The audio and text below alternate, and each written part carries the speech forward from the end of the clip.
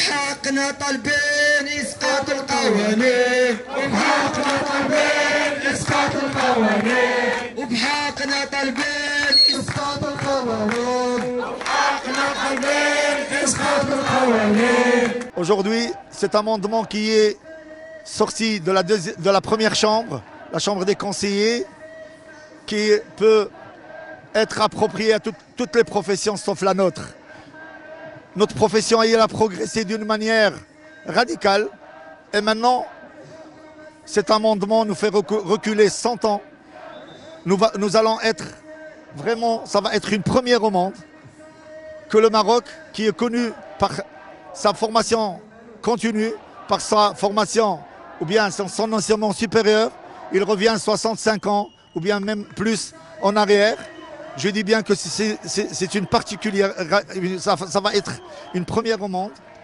Nous attendons aujourd'hui dans la première chambre, la chambre des députés, ils sont en train d'étudier cet amendement que j'ai bien dit, qui a vidé la profession de son cœur battant.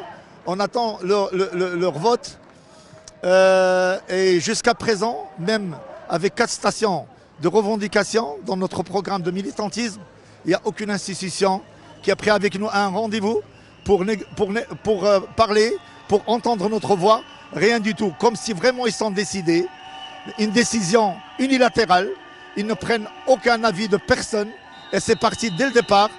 Comme M. le ministre, il a désigné une commission, que je dis entre guillemets technique, c'est un nom qui ne leur appartient pas, il est technique. Comme ça, on leur a choisi ce nom.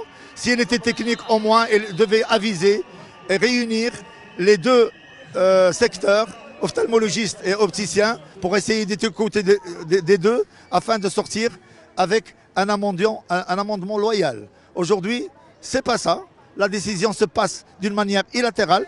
Et nous sentons que nous sommes vraiment lésés parce que d'ici peu de temps, on ne va pas savoir comment on va travailler. On l'a rappelé, on l'a défini. Nous ne sommes pas des vendeurs, mais ils nous obligent de nous mettre dans un cadre de vendeurs commerçants. Mais notre science et notre savoir-faire ne nous permet jamais d'accepter leur jugement. Et merci.